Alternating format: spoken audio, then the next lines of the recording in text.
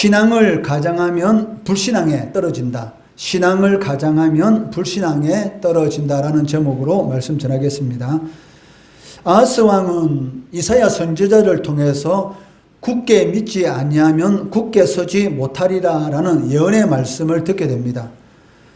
이사야 7장 9절 하반절에 보시면 만일 너희가 굳게 믿지 아니하면 너희는 굳게 서지 못하리라 하시니라라고 말씀하고 있습니다. 믿음이 없으면 굳게 서지 못한다라는 이 말씀은 성도들도 너무나 잘 알고 있는 말씀입니다. 그럼에도 불구하고 믿음을 갖는 데 있어서 실패할 때가 적지 않다는 것입니다. 그런데 더 큰 문제는 믿음이 없는 것을 숨기고 불신앙을 교모히 표장하고 있다는 것입니다. 아예 믿음이 없으면 마가복음 9장에 간질병 귀신 들린 아들의 아버지처럼 자신이 믿음이 없음을 하나님께 구하고 주님께 도와달라고 이렇게 해야 하는 것이 옳다라고 할 수가 있을 것입니다. 마가복음 9장 24절 말씀해 보시면 곧 그 아이의 아버지가 소리 질러 이르되 내가 믿나이다 나의 믿음 없는 것을 도와주소서 하더라.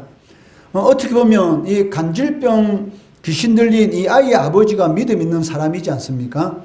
솔직히 자신이 믿음 없으면 믿음 없으니까 도와달라라고 말할 수 있는 것, 이것이 어떻게 보면 진정한 믿음이다라고 말을 할 수가 있을 것입니다. 이처럼 성도라면 자신이 믿음 없음을 정직하게 고백하고 유일하게 도와주실 수 있는 하나님께 간절히 매달리는 것, 이것이 믿음이다라고 할 수가 있을 것입니다. 여호와께서는 아하스가 믿음으로 굳게 서도록 도우시기 위해서 징조를 구하라라고 요구하고 계십니다. 11절 말씀해 보시면 너는 내 하나님 여호와께 한 징조를 구하되 깊은 곳에서든지 높은 곳에서든지 구하라 하시니, 저 깊은 곳에서든지 높은 데에서든지라는 이 말은 도저히 인간이 생각하기에는 불가능한 그런 일을 구하라라는 그런 의미를 지니고 있습니다. 그러나 아하스 왕은 무엇이라고 말합니까? 자신은 여호와 하나님을 시험하지 않겠다라고 하며 징조를 구하지 않겠다라고 말을 하고 있습니다. 12절에 보시면 아하스가 이르되 나는 구하지 아니하겠나이다. 나는 여호와를 시험하지 아니하겠나이다 한지라. 12절 말씀해 보면 아하스 왕이 마치 매우 겸손하고 믿음이 있는 그런 사람처럼 보입니다. 그렇지만 사실 아하스 마음속에는 다른 계산이 있었던 것입니다. 그 아하스 왕은 이미 그 아수르 왕에게 돈을 주고 군사적인 지원 약속을 받고 있었기 때문에 실질적으로는 하나님에 대한 그런 신실한 믿음을 가지고 있어서 여호와를 시험하지 않겠다라고 말을 한 것이 아니라 어떻게 보면 하나님을 믿지 못해서 오히려 이 사람, 이런 군사력이 있는 그 아수르 왕에게 도움을 청하는 것이 더 낫겠다라고 생각해서 하나님께 구하지 않고 아수르 왕을 찾아가서 조공을 바치고 이 군사력 지원 약속을 받았던 것이죠. 그렇기 때문에 12절에서 나는 구하지 아니하겠나이다. 나는 여호와를 시험하지 않겠습니다. 라고 이렇게 말을 하고 있다는 것이죠. 이는 아하스 왕에게 있어서 가장 믿을 수 있는 것이 무엇인가? 즉 여호와 하나님이 아니라, 즉 눈에 보이지 않는 하나님이 아니라 눈에 보이는 즉 강대국인 이 아수르 왕을 만나서 지원을 받는 것이 더 낫다라는 그런 이 마음이 있었다는 것입니다. 하나님을 시험하지 않겠다라고 말한 이 아하스의 말은 핑계일 뿐이고 아하스의 속마음에는 믿음이 전혀 없었던 것이다 라고 할 수가 있습니다. 이처럼 하나님의 백성이 마치 믿음이 있는 것처럼 기도하지 않아도 하나님께서 나의 모든 일을 다 해결해 주실 것이야, 우리가 하나님 앞에 부르짖지 않고 기도하지 않더라도 하나님께서는 우리가 무엇이 필요한 것을 다 알고 계시지 않느냐, 그렇기 때문에 굳이 하나님께 기도할 필요 있느냐라고 말하는 그런 성도들이 있는데, 실질적으로 이렇게 말하는 성도들은 하나님의 능력을 의지하는 것보다는 다른 것을 더 의지하고 있다라는 것을 실질적으로는 보여주고 있다는 것이죠. 하나님을 진정으로 의지하는 사람들은 하나님 앞에 간절히 기도합니다. 그런데 기도하지 않아도 하나님께서 다 알고 계시니 다 해결해 주실 거야 라고 말하는 것은 실질적으로는 자신이 알고 있는 그런 모든 방법들을 동원해서 이 문제를 해결할 것이다 라는 그런 속마음이 있는 것이죠. 그런데 이런 속마음을 내어놓게 되면 마치 믿음이 없는 그런 세상적인 사람처럼 보이니까 마치 믿음이 있는 것처럼 포장하기 위해서 자신은 하나님께서는 모든 것을 다 알고 있기 때문에 기도하지 않아도 하나님께서는 다 해결해 줄 수 있다라고 말을 하고 있다는 것이죠. 한마디로 하나님을 더 이상 신뢰하지 않는다라는 것을 암묵적으로 보여주는 그러한 증거다라고 할 수가 있을 것입니다. 이를 통해서 우리가 알 수 있는 것이 무엇입니까? 그 사람들이 내세우는 여러 가지 명분들이 있습니다. 그런데 이런 많은 명분들이 그 실제적으로는 신앙의 가면을 쓰고 있을 때가 많다는 것입니다. 그렇기 때문에 진정한 믿음은 무엇입니까? 하나님께서 기도하라 할 때 그 말씀에 순종해서 기도하는 것이고, 하나님의 말씀대로 살아가라고 할 때 하나님의 말씀대로 살아가는 것이, 이것이 진정한 믿음인 것이지, 하나님은 구하라 주실 것이요 찾으라 그리고 두드리라 이렇게 말씀하시고 계신데도 불구하고 기도하지 않더라도 하나님께서는 다 알고 계시니까 기도할 필요 없다. 그렇게 말한다면 에스겔 선지자가 말한 그러한 모든 내용들은 어떻게 되는 것입니까? 하나님께서 에스겔 선지자를 통해서 이 황폐해진 예루살렘 땅을 하나님께서 다시 회복시켜 주실 것이다 라고 약속하십니다. 그리할지라도 너희들은 나에게 기도해야 된다 이렇게 말씀하셨지 않습니까? 하나님께서 이미 예루살렘 성을, 황폐한 성을 회복시켜 주실 것이다 라고 이미 약속을 하셨습니다. 그런데도 너희들은 기도해야 된다 이렇게 말씀하신 것이죠. 이미 하나님께서 약속하셨지만 그래도 하나님의 백성들은 하나님께 구해야 한다는 것이죠. 그런데도 불구하고 마치 믿음이 있는 것처럼 기도하지 않아도 하나님께서는 다 알고 계신다라고 말하는 것은 어떻게 보면 신앙의 가면을 쓰고 있다라고 볼 수가 있습니다. 그렇기 때문에 진정한 믿음이 있는 사람은 어떤 사람이냐? 기도하고 말씀대로 순종해서 살아가는 사람, 그런 사람이 진정한 믿음이 있는 사람이다라고 말을 할 수가 있습니다. 그 하나님의 징조를 거절한 아하스 왕에게 이사야 선지자가 질책합니다. 13절 말씀해 보시면 이사야가 이르되 다윗의 집이여 원하건대 들을지어다. 너희가 사람을 괴롭히고서 그것을 작은 일로 여겨 또 나의 하나님을 괴롭히려 하느냐라고 말씀하고 있습니다. 13절에 다윗의 집이여 라는 이 말은 하나님의 뜻을 거역하고 하나님을 괴롭게 만든 그런 대상이 아하스 왕뿐만이 아니라 유다 왕조가 대대로 그렇게 해왔다는 것입니다. 그렇기 때문에 하나님께서는 도저히 안 되겠다라고 싶어서 하나님께서 친히 징조를 보여주시겠다라고 하시면서 보여주시는 징조가 있습니다. 그 14절에 보시면 그러므로 주께서 친히 징조를 너희에게 주실 것이라. 보라 처녀가 잉태하여 아들을 낳을 것이요 그의 이름을 임마누엘이라 하리라 라고 말씀하고 계십니다. 즉 처녀가 잉태하여 아들을 낳을 것이다 라는 이 징조는 그 두 가지 의미를 가지고 있습니다. 즉 이사야가 활동할 그 당시에 성취되는 것, 그리고 이사야 선지자 이후 700년이 지난 이후에 성취되는 것, 이 두 가지 의미로 살펴볼 수가 있는데, 첫 번째 의미는 이사야 선지자가 임마누엘 이 예언을 하고 난 이후에 바로 이사야 선지자의 아내가 아들을 낳게 됩니다. 즉 그 아들이 바로 메시아의 그림자, 즉 메시아를 예표하는 대상으로서 잉태하여 아들을 낳을 것이다 라는 그런 의미를 지니고 있다는 것이고, 그리고 두 번째 의미는 바로 700년 이후 바로 예수 그리스도께서 이 땅에 오심으로 바로 처녀가 잉태하여 아들을 낳을 것이다 라는 것이 완전히 성취되는 것을 볼 수가 있다는 것이죠. 14절 말씀을 통해서 우리는 그 하나님의 임마누엘의 약속은 인간의 배신, 패역함, 그리고 불순종의 역사에도 불구하고 하나님께서는 하나님의 백성들 가운데 함께 역사하시겠다라고 약속하는 것을 볼 수가 있습니다. 이러한 임마누엘의 약속은 우리를 향하신 하나님의 포기하지 않으시는 그러한 불같은 사랑을 우리들에게 보여준다는 것이죠.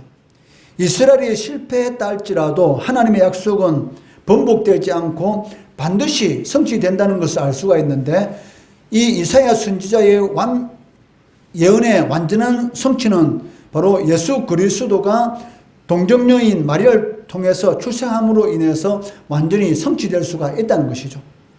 그렇다면 이사야가 낳은 그 아내를 통해서 낳은 그 아들도 바로 이사야가 선지자가 예언한 이 말씀의 첫 번째 의미라고 했는데, 그런데 이사야의 아내는 처녀가 아니지 않느냐?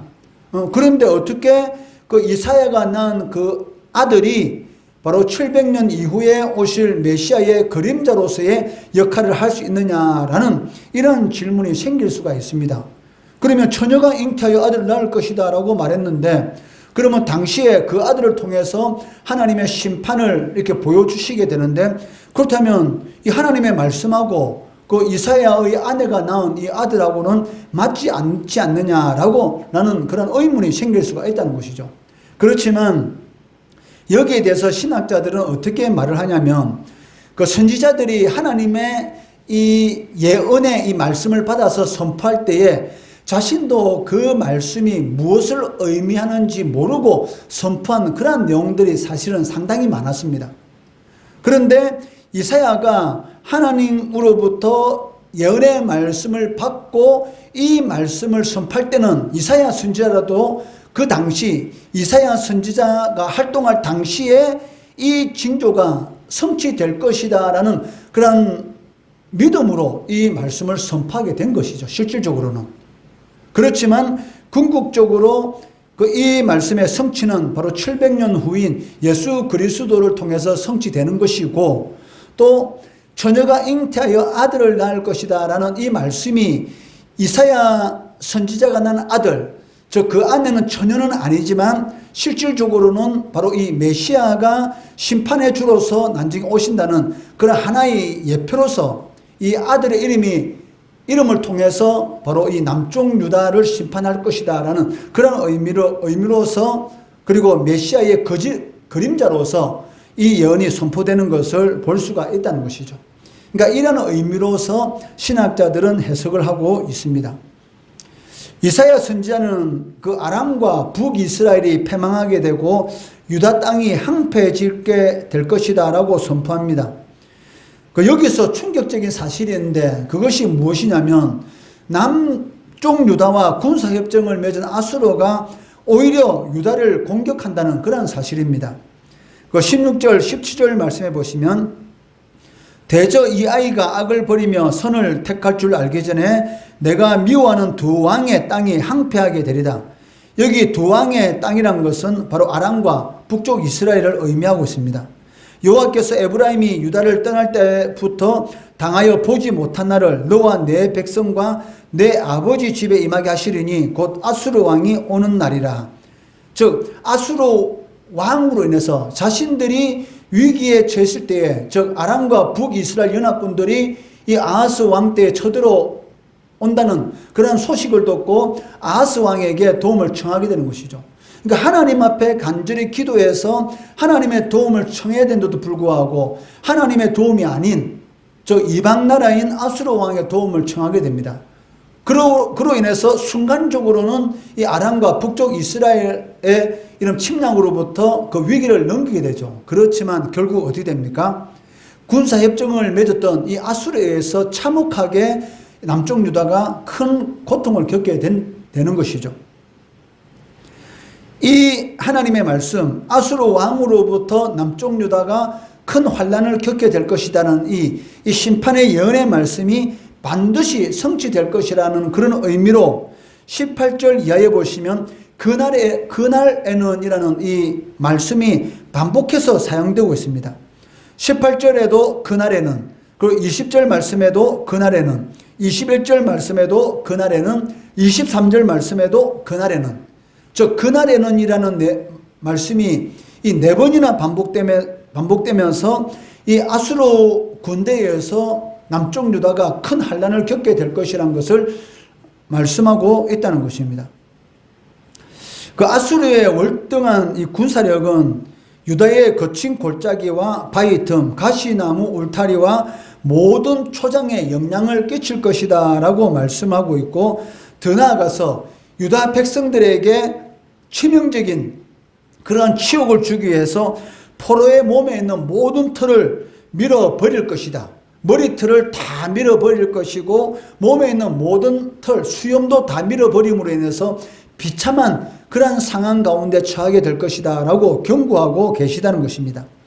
20절 말씀해 보시면, 그날에는 주께서 하수 저쪽에서 세내어온 삭도 곧 아수르 왕으로 내 백성의 머리털과 발털을 미실 것이요 수염도 깎으시리로다. 이게 무슨 말입니까?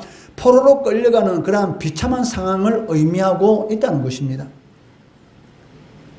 그리고 값진 포도나무 있던 그 자리, 극상품의 포도나무가 있던 그 자리에는 찔레와 가시가 나게 될 것이고, 백성의 생활 터전은 짐승들이 차지하게 되는 황폐하게 될 것이고, 또 남은 자들은 먹을 것이 없어서 남은 가축들로부터 엉킨 젖을 먹을 것이다.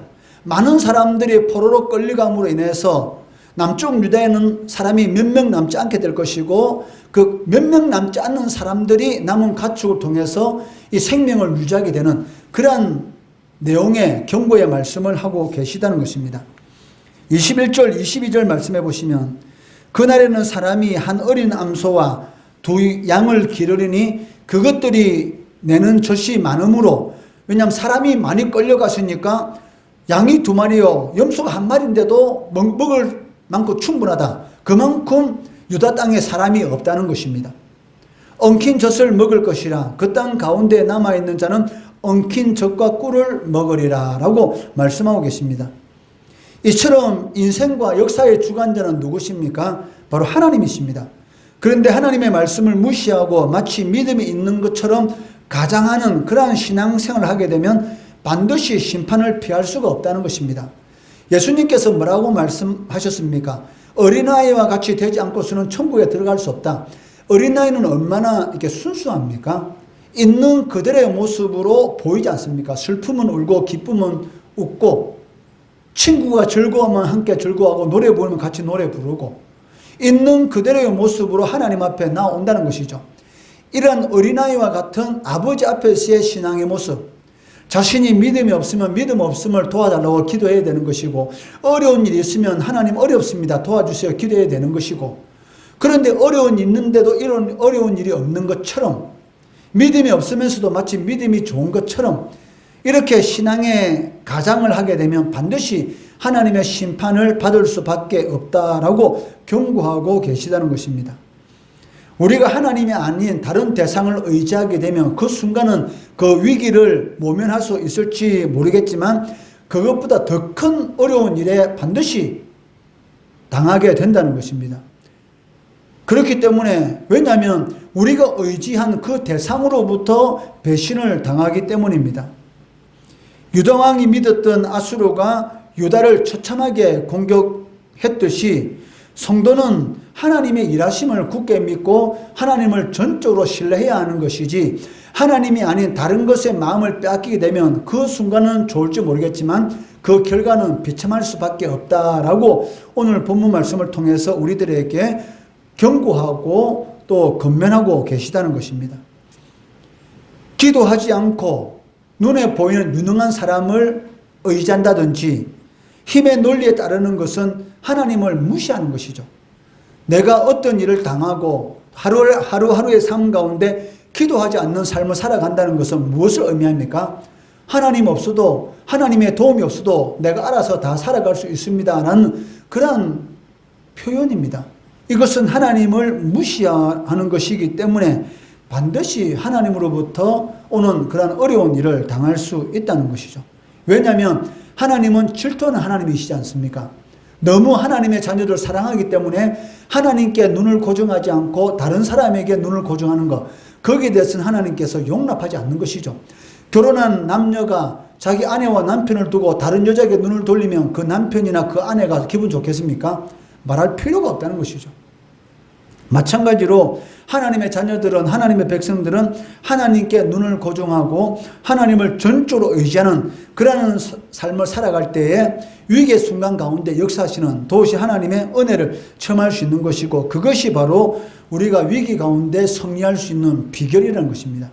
이것을 꼭 명심하시고 신앙을 가장하지 마시기 바랍니다. 없으면 없는 대로, 그리고 있으면 있는 것으로 하나님께 영광 돌리는, 그를 통해서 승리의 길, 믿음의 길 잘 걸어가시는 성도 되시기를 주의 이름으로 축원합니다.